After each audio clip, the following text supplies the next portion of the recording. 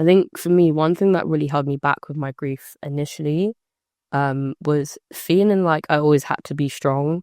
And I speak about this a lot when I talk about my experience of grief, in the sense that there's a lot of strong Black women around me in my family.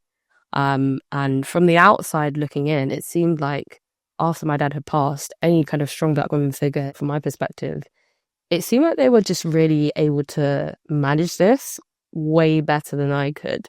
Like, everyone just seemed so strong, and they were able to just kind of like, at some point, just be like, okay, this has happened, and we're grieving. We've had a funeral. We've had our like a traditional kind of Caribbean nine night, which is like a series of, well, from my experience, or my experience, a series of evenings where you kind of have that time to remember the person, to grieve, to pray, particularly from a Christian background as well, from my family.